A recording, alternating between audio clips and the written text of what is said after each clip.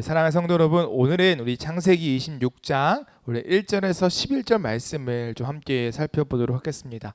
우리는 계속해서 족장 이야기를 살펴보고 있었죠. 우리 족장 아브라함에 대한 이야기를 끝냈고, 우리 지난주부터는 족장 이삭에 대한 이야기를 계속해서 다루고 있습니다. 그래서 오늘 우리가 함께 살펴볼 말씀도요, 이 족장 이삭에 대한 이야기예요.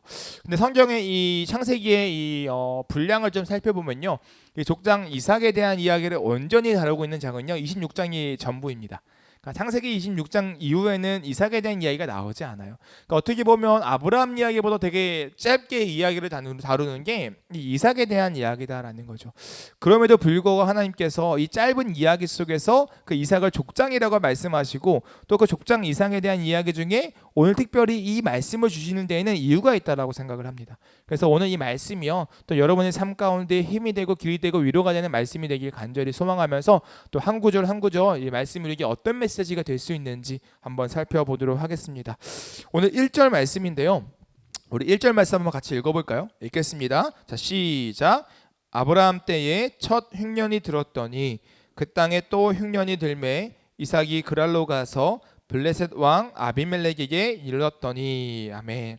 여러분, 1절의 시작이 어떤 이야기냐면 족장 이삭에 대한 이야기로 시작한 것이 아니라 아브라함 때 있었던 일을 소개함으로 시작합니다. 그러니까 뭐라고 이야기하냐면 아브라함 때의 첫 흉년이 들었더니 라고 이야기해요. 그러니까 아브라함의 흉년, 이것을 먼저 이야기한다라는 거죠. 굳이 족장 이삭에 대한 이야기인데, 그것이 어디에 기록되어 있냐면요, 창세기 12장에 기록되어 있습니다. 12장 10절에 이렇게 이야기해요. 그 땅에 기근이 들었으므로 아브라함이 애굽에 거류하려고 그리로 내려갔으니 이는 그 땅에 기근이 심하였음이라 라고 이야기하죠. 그러니까 이 26장 1절에서 이야기하는 아브라함 때의 첫 흉년이 들었더니 그 상황이 뭐예요? 아브라함이 흉년을 피해서 어디로 갔다? 애굽으로 갔다는 사건을 다시 한번 언급하면서 지금 26장을 시작하고 있다라는 거예요. 그리고 나서 어떤 이야기를 해요? 이삭도 그와 같은 흉년을 지금 겪고 있어요 라고 이야기한다라는 거예요. 여러분, 성경요, 굳이 지금 이삭이 겪고 있는 이 흉년을 이야기할 때 앞서 아브라함이 겪었던 흉년을 이야기하는 이유가 대체 무엇일까요? 그 앞에 이야기하고 이삭의 이야기가 연관성이 있다라는 거예요. 어떤 연관성이 있냐면 아브라함의 흉년을 피해서 어디로 갔죠? 애굽으로 갔어요. 근데 이삭도 어디로 갈까요? 애굽으로 간다라는 거예요. 물론요, 1절에는 그게 애굽으로 간다라는 이야기가 나오지 않습니다. 1절에는 뭐라고 이야기해요? 그랄에 거주하였더니 라고 이야기해요. 그런데요, 실제로 이 이삭의 목적지가 어디였는지는 어디를 살펴보면 알 수 있냐면 2절을 보면 알 수 있습니다. 2절에 뭐라고 이야기하냐면 이렇게 이야기해요. 여호와께서 이삭에게 나타나 이르시되 애굽으로 내려가지 말고 라고 말씀하세요. 그러니까 하나님께서 이삭에게 뭐라고 말씀하시죠? 애굽으로 가지 마라고 이야기해요. 이 말은즉슨 이삭이 지금 어디로 가려고 하고 있다? 애굽으로 가려고 하고 있다라는 거죠.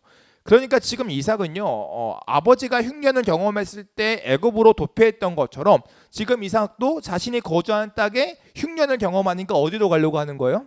애굽으로 가려고 한다라는 거죠. 여러분, 이 애굽이라는 장소는 어떤 곳이냐면 확실히 이 흉년 기근을 피할 수 있는 부유한 곳, 어떻게 보면 넉넉한 곳이 애굽입니다. 실제로 성경을 살펴보면요, 창세기에서 애굽은요, 매번 부유한 곳, 되게 살기 좋은 곳으로 소개되어져요. 우리가 아브라함 때도 그랬지만 또 이삭의 때도 그랬지만 우리 이후에 요셉의 시대의 이야기도 살펴보면요, 요셉의 형들과 요셉의 아버지 야곱이 그들이 거주하고 있는 가나안 땅이 기근이 들 때 어디로 가요? 애굽으로 간다고요. 실제로 그래서 그 형들이 애굽에 있는 식량으로 어디로 갔다가 요셉 가면 이런저런 이야기들이 많이 발생하잖아요. 그렇죠? 물론 애굽에 그때 기근이 없었냐? 그건 아니었어요. 애굽에도 기근이 있었지만 그럼에도 불구하고 하나님께서 요셉을 통하여 애굽은 기근을 예비하게 하셨고 예방하게 하셔서 온 지면에 기근이 있을지라도 애굽만큼 어떻게 해요? 넉넉한 식량이 있는 곳으로 소개되어지고 있다라는 거죠. 그러니까 어떻게 보면 여러분, 애굽은요, 이 현실의 어떤 어려움과 힘듦을 도피할 수 있는 안전지대로서 성경이 소개하고 있다라는 거예요. 그게 애굽이라는 이 지역이다라는 거죠. 여러분, 그래서요, 흉년이 들었을 때 애굽으로 간다라는 것은요, 마치 교과서적인 행동입니다. 너무 지극히 합리적이고 정상적인 행동이다라는 거예요. 우리가 아프면 어디 가죠? 병원 가는 거죠. 이게 되게 당연한 거잖아요. 그죠?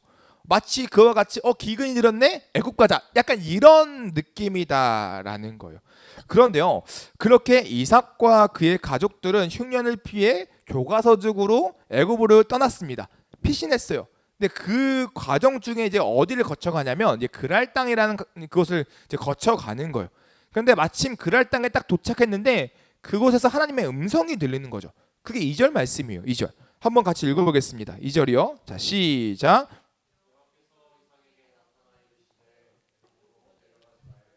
내가 내게 지시한 땅에 거주하라. 하나님의 음성이 들리는데 뭐래요? 애굽으로 가지 말고 내가 내게 지시한 땅에 거주해라고 말씀하신 하나님의 음성을 듣는다라는 거예요.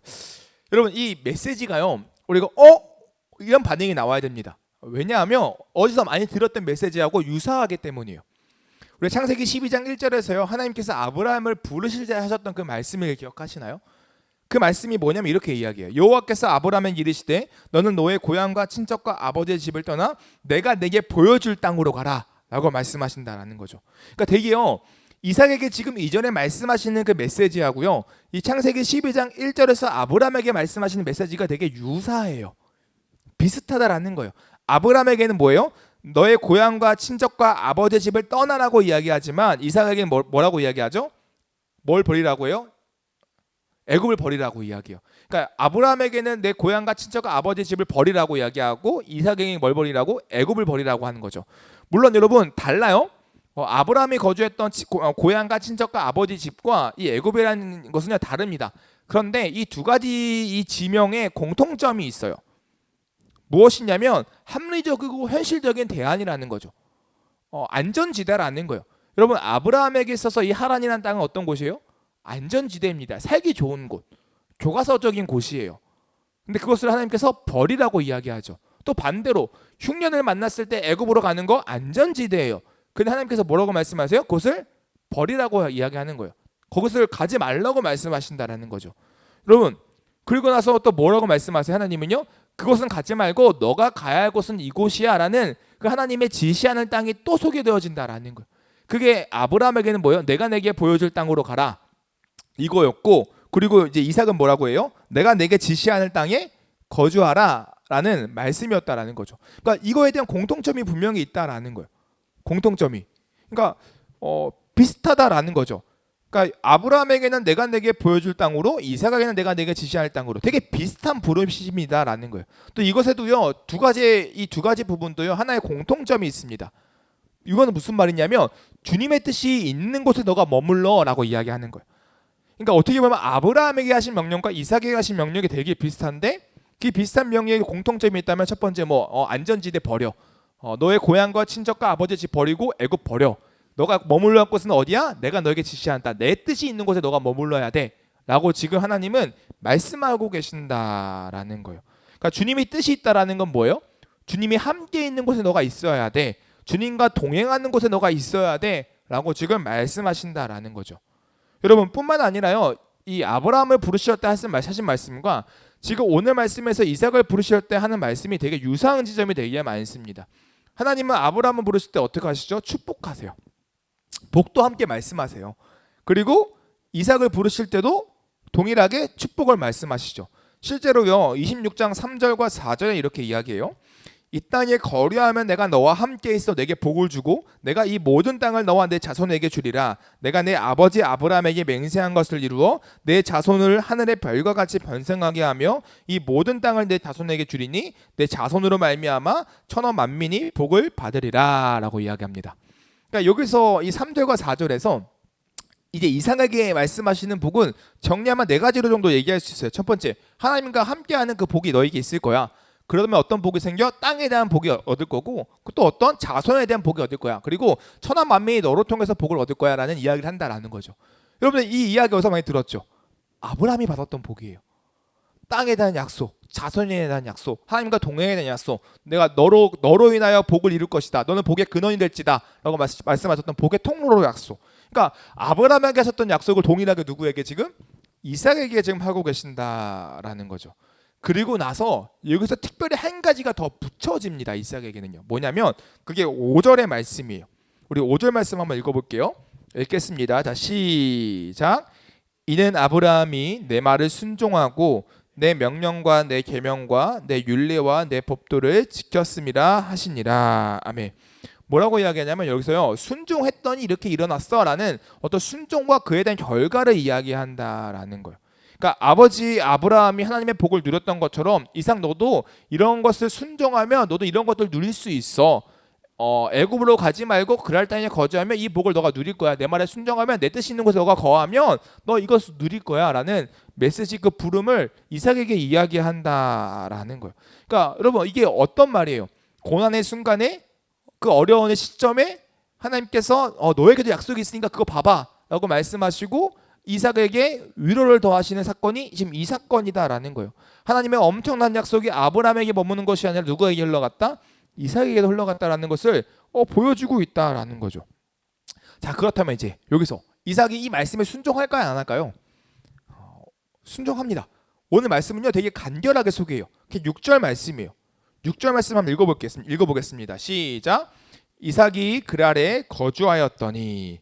그러니까 1절과 5절은요 하나님께서 이삭에게 어떻게 말씀하시는 바를 소개하고 그 명령에 이삭이 어떻게 했다? 순종했다. 그냥 그랄에 거주했대. 이게 성경에 대한 소개다라는 거죠.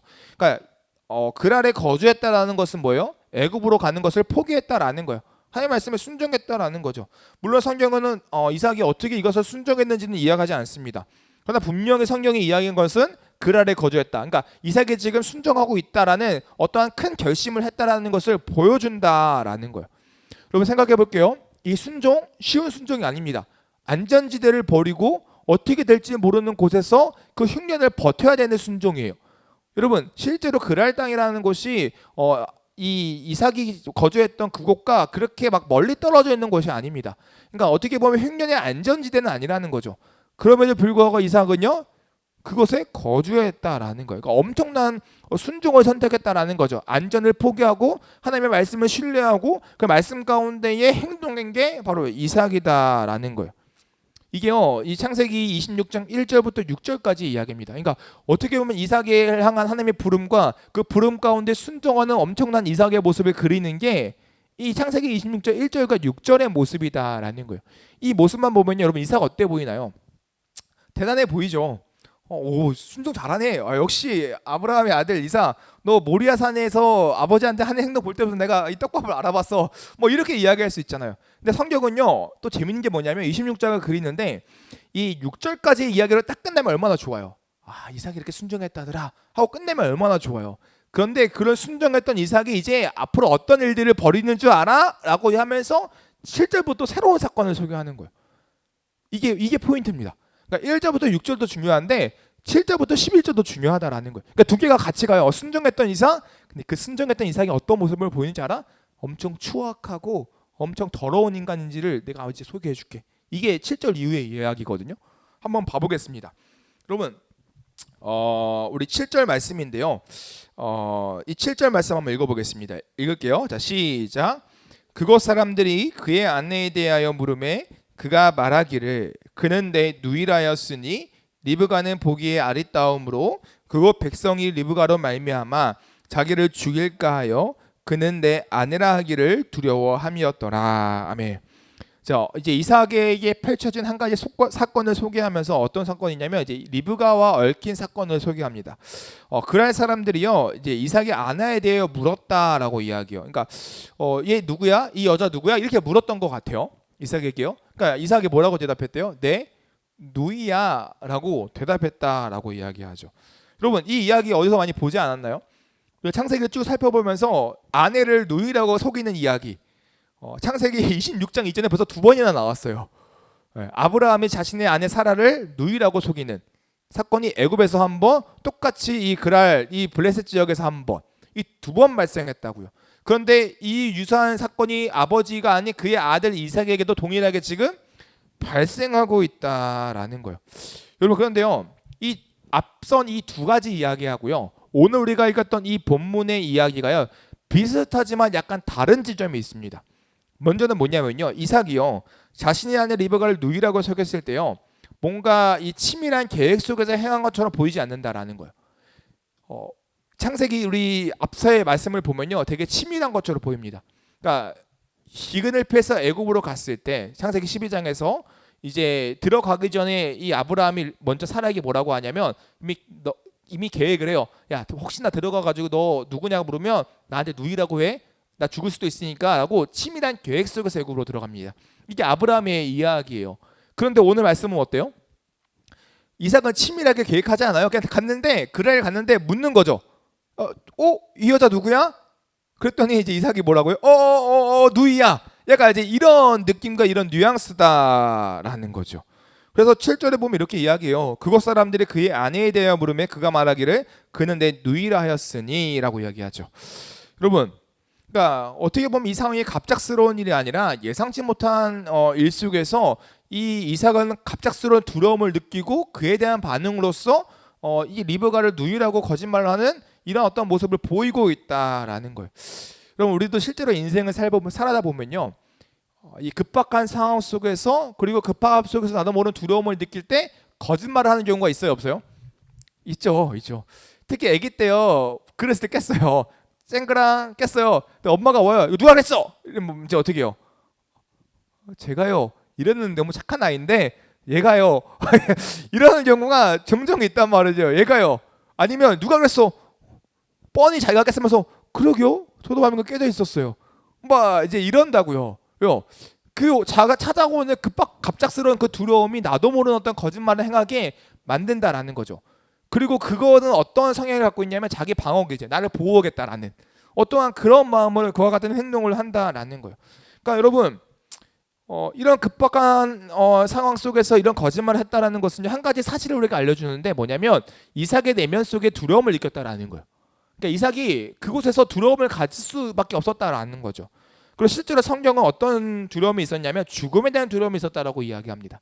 그러니까 그 사람들이 나를 죽일까 하여 내가 거짓말했어라고 이삭의 내면의 상태를 상세히 기록하고 있다라는 거예요. 그래서 7절에 뭐라고 이야기해요?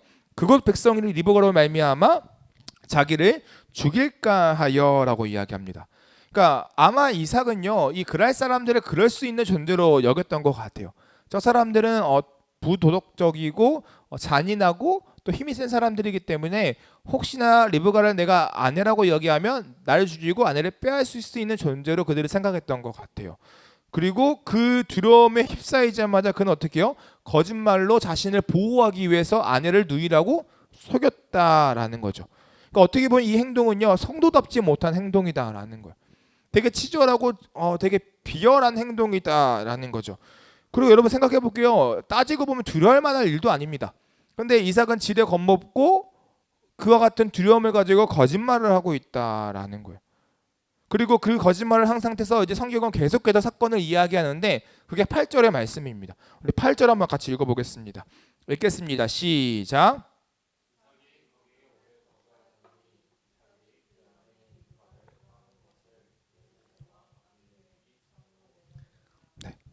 이제 이렇게 막 이제 가자마자 거짓말을 했죠. 근데 8절에 뭐라고 이야기했냐면 이삭이 거기 오래 거주하였다라고 이야기합니다. 그러니까 짧게 거주한 게 아니에요. 그 거짓말의 상태가 어떻게 해요? 길게 이어졌다라고 이야기하는 거죠. 여러분, 그 긴 시간 동안 이삭이 그 거짓말을 바로 잡았을까요?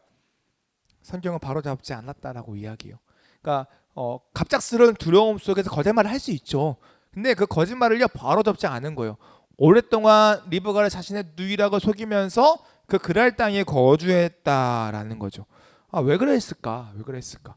아마 여러 가지 이유가 있을 건데 제 생각엔 두 가지 정도 이유가 있지 않을까 싶어요. 첫 번째는요, 그곳의 삶이 이미 만족한 삶이었어요. 굳이 그 평화를 깰 만한 이유가 없다라는 거죠.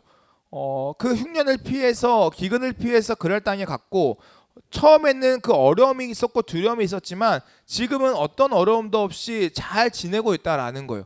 흉년도 피하고 있고 관계도 좋고. 그런데 만약 그들에게 리브가를 내 누이라고 다시 누이가 아니라 아내라고 이야기하면 지금 누리고 있는 화평과 평화가 깨질 수 있으니까 말하지 않을 수도 있다라는 거죠. 그리고 또 만약에요 정말로 이 리브가가 나의 아내라고 이야기했을 때 그들이 나를 해치지 않을 거라는 보장이 없다라는 거예요. 이삭에게는 확신이 없었다라는 거죠. 그래서 이삭은 오랫동안 이 그랄에 거주했지만 그곳에서 계속 리브가를 자신의 누이라고 거짓말하고 속였다라는 거예요. 여러분, 그런데요 성경에 재밌는 게 뭐냐면 이 거짓말이 어떻게 들통난지 아십니까? 우리 8절 말씀에 이제 이렇게 이야기해요. 리브가를 껴안는 모습을 누가 봤다? 아비멜렉 왕이 봤다라고 이야기합니다. 여러분 여기서 이삭이 리브가를 껴안았대요. 우리가 안는 행동을 한단 말이죠. 여러분 여동생과 안아보셨어요? 누나하고 안아보셨나요? 안을 수도 없나요? 남매 사이에 있을 수 없는 일인가요? 있을 수 있긴 하거든요. 아예 제로는 아니잖아. 근데 아비멜렉 왕이 단순히 이 누이 사이 남매 사이에 껴안는 걸 보고 야 쟤네 남매가 아니라 부부네 라고 느끼는 게 쉽지 않은 경우예요. 근데 실제로 이 껴안는다는 단어가요 단순히 안는다라는 뉘앙스를 넘어서서 어떤 성적인 어떤 부부만의 특별한 스킨십을 의미하는 행동을 표현하는 단어로 쓰이기도 한다라는 거죠. 그러니까 그렇게 이해하기도 한다라는 거예요. 여러분 그래서요 이 리브가와 이삭이 안는 그 행위를 아비멜렉이 봤을 때 아비멜렉 왕은요 확신한 거예요. 쟤네 남매 아니다. 쟤네 누이하고 오라버니 사이 아니다. 어떤 사이다? 부부 사이다라는 것을요 확신할 수 있었다라는 거예요.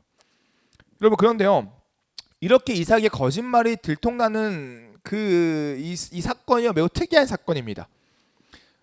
성경을 보면요 이와 유사한 사건이 앞에 2번 더 있었다고 했죠. 근데 그 2번 다 이 애굽 왕도 아비멜렉 왕도 어떻게요? 이 아브라함의 아내 사라가 누이가 아닌 걸 알았어요. 근데 그것을 어떻게 알았냐? 하나님이 계시하셔서 알았어요.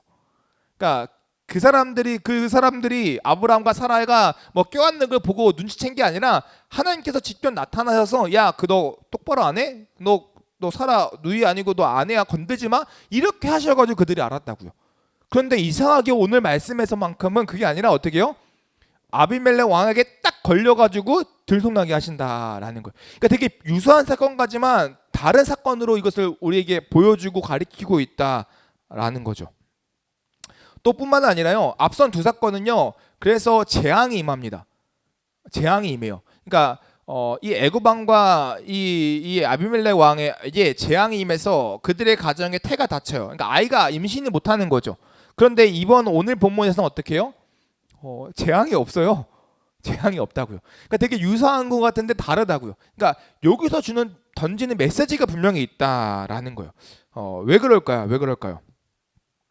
성경이 지금 우리에게 어떤 것을 이야기하고 싶은 걸까요?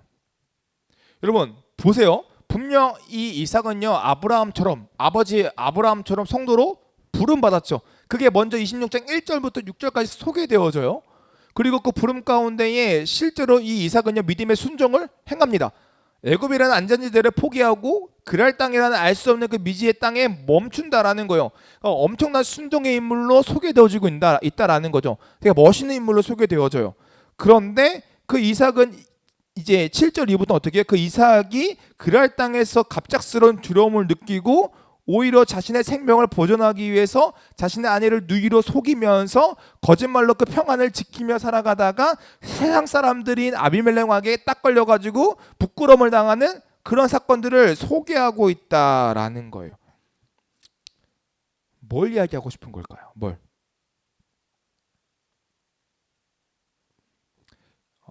무슨 말이냐면요 성도들도 이렇게 살 수 있다라는 거예요. 세상 속에 살면서 마주하는 두려움에 의하여서요 세상 사람보다 더 부끄러운 치부를 행하는 어떤 그런 모습으로 성도들로 살아갈 수 있다라는 거죠. 거룩한 순종을 했음에도 불구하고 내가 하나님을 믿습니다, 내가 예수 그리스도를 믿습니다라고 이야기하지만 갑작스러운 세상에 대한 알 수 없는 두려움이 찾아왔을 때 세상 사람들도 하지 않는 더럽고 부도덕한 행동들을 할 수 있는 게 바로 인간의 연약함이고 성도들의 모습일 수 있다는 것을 지금 보여주고 있다라는 거예요. 여러분 이게 성도가 가진 약함입니다. 그리고 그 약함은 언제 잘 드러났어요? 두려움 속에서 잘 드러났다라는 거예요. 그리고 이것이요 어떤 부분으로 우리가 정리될 수 있냐면 이거예요. 하나님 앞에 순종을 합니다. 이 말은 무슨 말이냐면 하나님을 사랑하는 해요. 그런데요 그 사랑이 거기서 멈추고 어디로 안 넘어가는 거예요? 이웃사랑으로 안 넘어가는 거예요. 그러니까 내 자신만 중요하다라는 거죠. 내 구원받는 것만 중요해. 내가 하나님 앞에서 순종하기만 하면 됐지. 이 순종을 잘 지키기 위해서 그럴 땅에 잘 거주하기 위해서 좀 리브가가 위험하면 어때? 또 그 사람들을 좀 속이면 어때? 이 마음으로 살아가는 경우가 있다라는 거죠. 여러분 실제로 이 이야기는요 이삭이 하나님의 말씀에 순종함으로 하나님의 사랑을 보여주는 모습을 보여주고 있지만 이삭이 그랄 땅에서 이웃사랑을 상실했는지를 얼마나 잘 보여주고 있는 말씀이 이 말씀이다라는 거예요. 여러분 계속해서 9절 말씀을 보면 이렇게 이야기합니다. 9절에 이렇게 이야기해요. 이에 아비멜렉이 이삭을 불러 이르되 그가 분명히 내 아내거늘 내 어찌 내 누이라 하였느냐. 이삭이 그에게 대답하되 내 생각에 그런 말미암아 내가 죽게 될까 두려워하였음이로다라고 이야기합니다. 여러분 여기도 미묘한 차이가 있어요. 어떤 차이가 있냐면 아비멜렉이 이삭에게 묻습니다. 내가 어찌 누이라고 하였어? 왜 속였어? 라고 이야기했더니 이삭이 뭐라고 이야기해요? 내 생각에 그로 말미암아 내가 죽게 될까 두려웠어 라고 이야기합니다. 여러분 여기서 그는 누굴까요? 리브가를 가리켜요. 그러니까 뭐라고 했냐면 내 생각에 리브가 때문에 내가 죽을까봐 내가 두려웠어 라고 이야기하는 거예요. 탓을 누구한테 돌려요? 리브가한테 돌립니다. 근데 여러분 그런데요 이 이삭의 마음을 이때 말고요 진짜 이삭의 마음을 그 전에 한 번 더 소개했어요. 여러분 7절에 뭐라고 이야기하냐면 7절에 이렇게 얘기합니다. 그곳 백성이 리브가로 말미암아 자기를 죽일까 하여라고 이야기해요. 뭐라고요? 그곳 백성이. 그러니까 처음에는 그 두려움의 원인이 뭐였어요? 그 그랄 사람들이었다라는 거죠. 그런데 그랄 왕 아비멜렉이 물으니까 그 원인이 그랄 사람들에서 어디로 바뀌어요? 리브가로 바뀌어요. 그러니까 이게 이삭의 모습이다라는 거예요. 그러니까 무슨 말이냐면 자신 내외에 다른 사람을 생각하지 않는 거예요. 리브가를 생각하지 않는 거예요. 어떻게 하면 자신의 생명을 더 보존할까? 자신의 두려움을 어떻게 하면 잘 극복할까? 이것 가지고 이웃사랑을 내팽개친 채 자신의 유익을 따라 살아가는 게 이삭의 모습이다라는 거죠. 이러한 이삭의 이기적인 모습이 또 드러납니다. 그러니까 10절의 말씀이에요. 10절에 이렇게 이야기합니다. 아비멜렉이 이르되 내가 어찌 우리에게 이렇게 행하였느냐. 백성 중 하나가 내 아내와 동침할 뻔하였도다. 내가 죄를 우리에게 입혔으리라 라고 이야기합니다. 그러니까 10절에서 아비멜렉이 뭐라고 이야기해요? 내 죄를 우리에게 입혔다라고 이야기합니다. 이 말은 무슨 말이에요? 야 너 목숨 지키려고 하다가 우리가 다 죽을 뻔했어. 너 거짓말 때문에 우리가 다 죽을 뻔했다고. 우리가 다 죄 지을 뻔했다고 라고 이야기한다라는 거예요. 그러니까 너 신앙 지킨다고 우리를 다 죽이는 거 말이 돼? 이건 거죠. 너 혼자 믿음 생활 한다고 하나님 사랑한다고 이웃사랑 실천 안 하는 거 말이 돼? 지금 이 이야기하고 있다라는 거예요. 여러분 이삭의 약함이 무엇인가요? 자신의 목숨을 구하려고 할 때 자신이 다른 사람의 목숨을 위험에 빠뜨릴 수 있다는 사실을 간과했다라는 거예요. 그러니까 이웃사랑에 대한 어떤 마음이 부족했다라는 거죠. 여러분 오늘 성경은요 이 창세기 26장 1절과 11절 말씀은요 두 부분으로 확실하게 나눠집니다. 순정한 이삭, 이웃사랑을 잃어버린 이삭. 하나님의 사랑함으로 순정했던 이삭, 그 사랑 말고 이웃을 사랑하지 못했던 이삭. 이 두 가지로 나뉜다라는 거예요. 하나님을 사랑했지만 그러나 그 사랑 가운데 이웃사랑으로 이어지지 못했던 그 이삭의 모습이 이 말씀에 기록되어져 있다라는 거죠. 사랑하는 성도 여러분, 여러분은 어떠신가요? 저와 여러분들은 성도입니다. 하나님의 부름받은 자들이라는 거예요. 그 말씀을 따라 살아가는 자들이죠. 하나님 내가 주님을 사랑합니다라 이 고백하는 거 대단한 고백입니다. 엄청난 순종이에요. 내가 주를 위해서 살겠습니다라고 고백하는 거 이거 진짜 훌륭한 고백이고 위대한 고백입니다. 그런데 거기서 멈추지는 않냐라는 거예요. 하나님께서는 분명히 말씀하세요. 그 고백도 있지만 더 나아가 어디로 이어져야 된다? 이웃사랑으로 이어져야 된다라고 이야기한다라는 거죠. 여러분 성도라고 하면요 복음을 믿고 따르는 사람들입니다. 복음은 뭐예요? 하나님의 율법이죠. 율법은 뭘 가리켜요? 하나님 사랑과 이웃 사랑을 가리킨다라는 거예요. 여러분 그러니까 우리의 행동 속에 뭐가 녹아져 있어야 돼요? 이웃 사랑이 녹아져 있어야 한다라는 거죠. 복음을 믿는다라고 이야기하지만 자기 희생이 없는 사람들이 있습니다. 이웃 사랑을 전혀 찾아볼 수 없는 사람들이 있어요. 그저 나의 구원만 생각하고 나의 잘됨만 생각합니다. 그리고 나의 잘됨이 곧 하나님의 약속의 성취야. 봐봐 예수님 믿으니까 이렇게 잘됐지 라고 자기 만족 안에서 살아가는 사람들이 있어요. 그러나 성경은 이를 경고합니다. 아니 그거 아니야. 너 말씀대로 사는 거 아니야. 너 그거 잘못된 인생이야 라고 경고하고 가르치고 있다라는 거예요. 일부러 하나님께서 이 세상 사람을 통하여 너의 치부를 드러내신다라는 거죠. 지금까지는 달랐어요. 하나님께서 직접 말씀하셨지만 이번 사건만큼은 아비멜렉에서 이 이삭의 치부를 드러나게 하셨다라는 거죠. 여러분 그래서 성경은요 오히려 세상 사람을 통하여 이삭의 치부를 드러나게 하신다라는 거예요. 그가 이웃을 향해 얼마나 악한 행동을 하는지 돌이키게끔 하게 만드신다라는 거죠. 사랑하는 성도 여러분, 우리는 성도입니다. 우리가 하나님을 사랑한다면 우리가 하나님을 사랑하는 만큼 누굴 사랑해야 돼요? 이웃을 사랑해야 돼요. 이웃을 위해서 희생하고 헌신할 수 있어야 됩니다. 왜냐하면 하나님께서 그렇게 헌신하셨기에 우리는 그 헌신을 따라 주님을 닮아가는 자들이기 때문에 그 헌신과 그 사랑이 누구에게 흘러가요? 이웃에게 흘러간다라는 거예요. 그래서 복음을 진짜 아는 자들은요, 복음을 진짜 경험하는 자들은요, 나누는 자예요. 희생하는 자고 헌신하는 자예요. 조금 억울하고 조금 답답해도요, 한번 참고 넘어갈 수 있는 사람이고요, 남들보다 먼저 한번 손 내밀 수 있는 사람이고요, 그게 바로 복음을 아는 자다라는 거죠. 이렇게 살아야 된다고 이야기한다라는 거예요. 여러분, 근데 실제로 우리 인생을 돌이켜 보면 희생한다는 거 쉽지 않잖아요.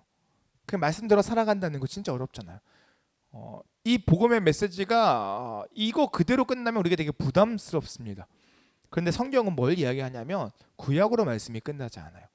무슨 말이냐면 신약까지 간다라는 거. 그러니까 이런 하나님의 사랑과 이웃 사랑의 성도에게 필요해. 해봐. 잘 안 되지. 그래서 누가 오신지 알아? 예수 그리스도가 오셨어. 라고 성경은 이야기하는 거예요.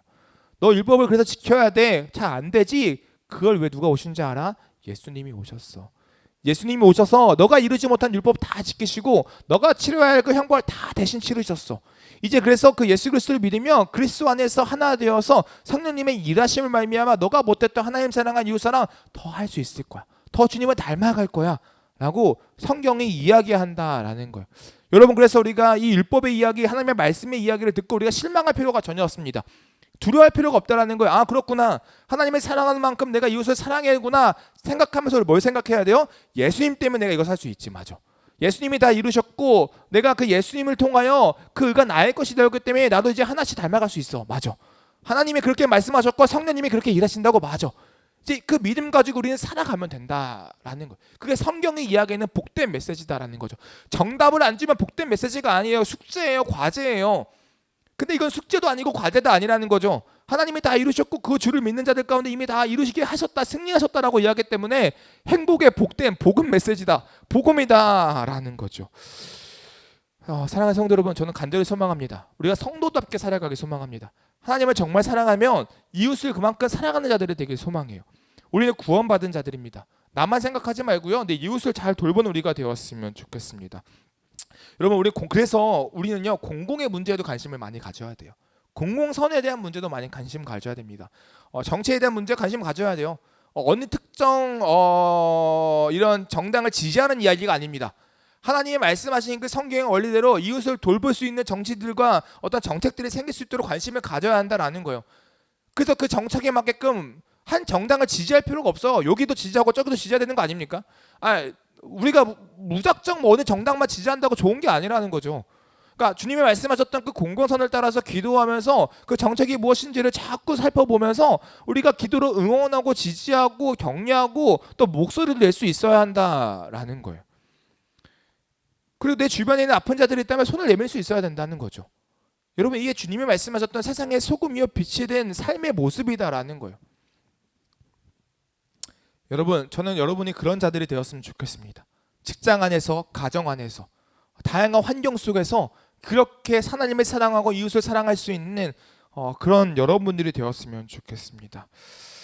정말로 단순히 입으로만 예수님 믿어라고 이야기하지 않고 정말로 이웃을 사랑하며 그와 같은 삶을 살아내는 저와 여러분들, 참된 빛이요 소금의 인생을 살아가는 여러분 되시길 간절히 소망합니다.